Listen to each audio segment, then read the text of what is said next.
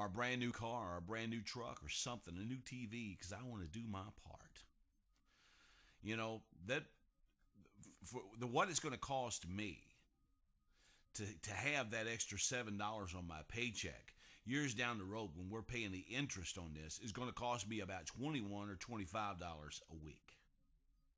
Think about it, folks. Now, it is a fact we will never pay off the federal debt, but we can stop the deficit that adds to the federal debt. My grandkids will not pay off the federal debt because every time the government borrows money from the Federal Reserve, who is the guy who sits in, you play a Monopoly, you've got a bank guy. He's the one who passes out the $200 every time you pass go, and he's the one who starts the game, and he's the one who pays. That's what the Federal Reserve is, because their money is equal to monopoly money. It's counterfeit. Read the Constitution. That's all I'm going to say. Look up the Constitution. Find out who has the right to coin and print money at no interest charges. But they don't do it. Anyway, Federal Reserve, they pass out this phony money. You know, they're the ones. Why do we have to go to them, you know? Why don't we go to something decent, somebody who has really money? But anyway, we go to the Federal Reserve, who is a big bank, because it's not a federal agency at all. It's an independent bank. We go to the Federal Reserve and we say, we need $700 billion. And poof, they print up $700 billion. They don't print it all up. A lot of it is electronic money. See Zeitgeist 2 Addendum. And find out the mechanics, the money mechanics. I forget the actual document. You'll see how money really works. And that'll piss you off too. And you need to be pissed off. Now, when they print up this money, which now makes the dollars in your wallet and in your savings account plummet to an even lower amount because there's gobs of the money out there now. There's another $700 billion in circulation. That's not helping you a damn bit. It's not helping the country a damn bit. You know, yes, we're in a depression, we're in a recession, whatever you want to call it. Let the government get their freaking hands out of it and things will work itself out. The stock market is low because people don't have money. We need to bring back manufacturing back to this country. Back in the good old days, when we had manufacturing in this country, we had more people working. You know, the unemployment rate right now is just unbelievably low. Not as low as it was during the Depression, but low. But I remember back when Jimmy Carter was in office, and me, my dad, my brother-in-law, and his brother all lived in the same house, with my parents, because we couldn't afford to live anywhere else. We were all out of work. But the economy bounced back under Ronald Reagan. And I don't know it. I don't say Ronald Reagan. I don't give him the credit anymore. It's just the economy will bounce back when left alone, because we are a survival race. God created us that way. We are a survival race. And that's going to get me to my next point here in just a few seconds. The economy will bounce back. We will figure out, okay, this loaf of bread, I can't sell it for $1.50. It only cost me 20 cents to make. I better lower the price if I want to get rid of this bread and not be stuck with it. So the cost comes down just a little bit, as we saw with the gas earlier this year. Late last year. The cost will start coming down because people will, think, I got to move this product. I got to sell it. And eventually the economy will start moving again. Right now our gears are locked.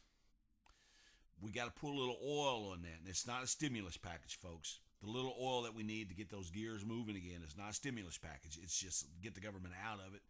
Let the American people work it out. And things will happen. It'll go up slow. It's not going to jump overnight like we want it to, or like President Obama wants it to. It's not going to happen. Now, I'm really going to piss some people off. Yes, I do believe in God, because I just mentioned that God created us as a survival race. And I don't know if you've seen any of my earlier videos where I talk about religion, where I was brought up in a Church of God atmosphere, led to believe a lot of things, but I'm going to say it right now. I don't think a lot of those things were real and truthful. I see the red light blinking. I don't know what that means.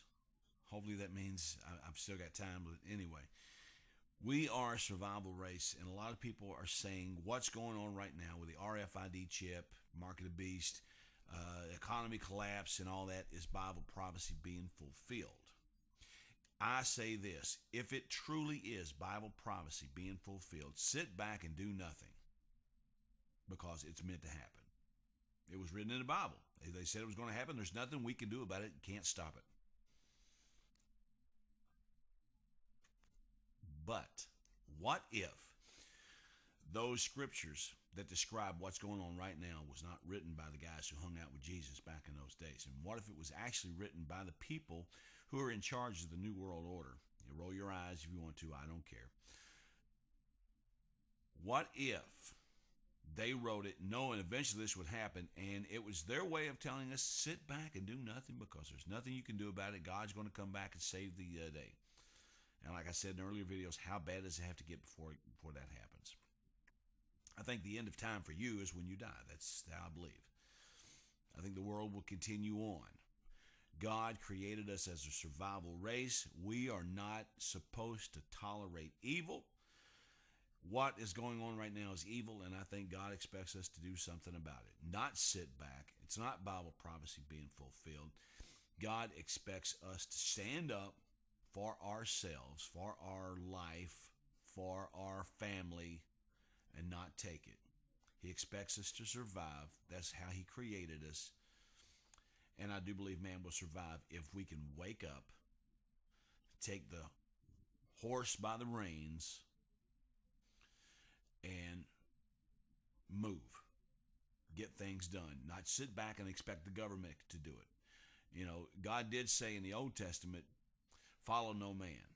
Well, I see people following Barack Obama as if he was the new Messiah. And I'm not saying anything bad about Obama. I'm just saying people need to wake up, take charge of your own life, do something about your situation. Don't expect the government to fix it because the government cannot fix anything. We know that for a fact. We need to take charge of our own life, fix our own situation, get ourselves out of this mess ourselves. This has been Smoking Cigars with Howlinblind-a Slim and Omar Ortez, natural from Nicaragua. Please leave your comments, your questions, and everything. You can say anything you want. I don't have a filter that blocks what you say if I don't like it. I want your comments, and send me a video response. Somebody sent me a video and asked me to do sent me a comment and asked me to do a video on evolution. And I'll just basically say this. I think God created all man. God created everything. Man has evolved from primitive man to what we are now. Because you evolve and you adapt to your atmosphere. That's why this global warming shit, we will evolve. We will adapt. We've adapted just like the grizzly bear turned into a polar bear when the North Pole froze. They will turn back into grizzly bears when it melts. That's how it is. But anyway, leave your comments, your questions, your anything you want to. I don't care. Be very interested in finding out what you have to think about all this stuff. Remember, it's not government that's going to get us out of this mess. It is us, the human race, that's going to get us out of this mess. See you later.